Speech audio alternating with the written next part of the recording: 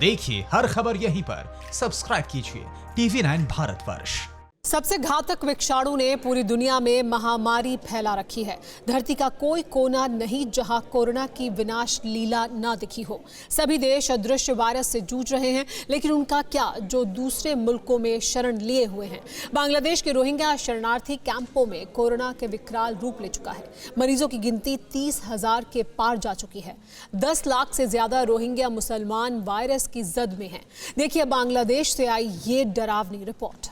जब खतरे का सायरन बजा तो वो बेफिक्र थे। जब खतरा दर पर था तब भी वो संभले नहीं।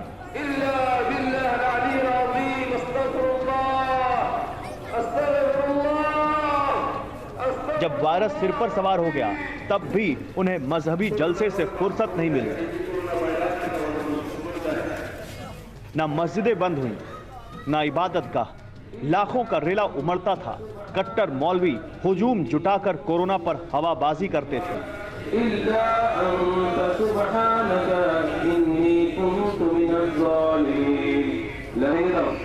जनाजे में लाखों लोग जुटते थे और नतीजा ये निकला कि घातक वायरस आउट ऑफ कंट्रोल हो गया।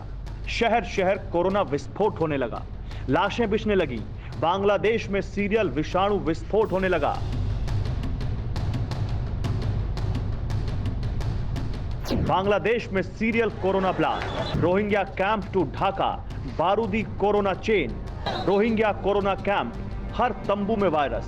बॉर्डर पार विषाणु लोग, जहां झांकना मना है। बांग्लादेश के रोहिंग्या कैंप कोरोना एपिसेंटर में तब्दील हो चुके हैं। 30,000 से ज्यादा रोहिंग्या मुसलमानों के वायरस संक्रमण का शक है। इन सबको क्वारंटीन में रखा गया है, लेकिन खतरा इतना भर नहीं है।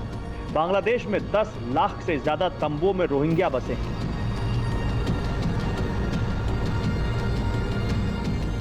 इन सब के कोरोना संक्रमित होने की पूरी संभावना है। कोरोना की इतनी लंबी चेन रोहिंग्या कैंप में बन गई जिससे पूरे बांग्लादेश में हड़कंप मच गया। राजधानी ढाका में सेना के ट्रकों की आवाजाही देखी गई। वायरस विस्फोट के बाद कैंपों में रह रही इतनी बड़ी आबादी का इलाज करना भी बांग्लादेश के बूते की बात नहीं। बांग्लादेश में कोरोना टेस्टिंग किट और वेंटिलेटर की घोर किल्लत है। मतलब ये कि रोहिंग्या कैंप से बनी कोरोना चेन बांग्लादेश को बेदम कर डालेगी। बांग्लादेश में शहर शहर रोहिंग्या बसे हैं। राजधानी ढाका के बाहरी इलाके में भी लाखों रोहिंग्या कैंप हैं, जिनसे फैल रहे वायरस ने बांग्लादेश के कोरोना ग्राफ को जबरदस्त उछाल दी है।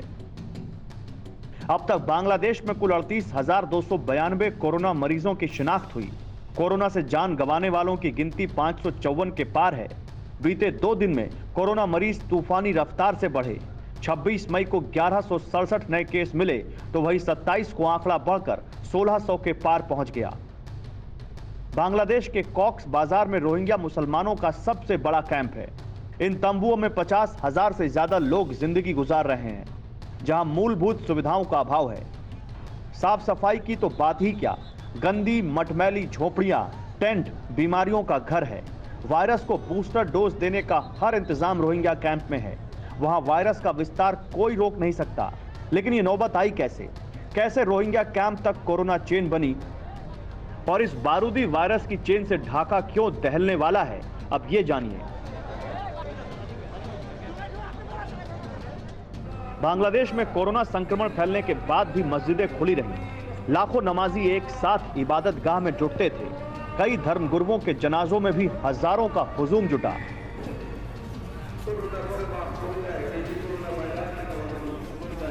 जहां एक दूसरे में कोरोना फैलता गया।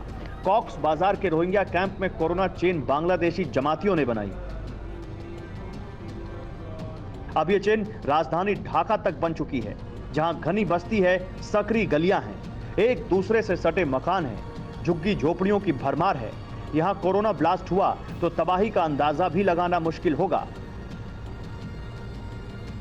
जैसा बांग्लादेश में रोहिंग्या कैंपों का हाल है, वैसा ही खाड़ी मुल्क सीरिया में।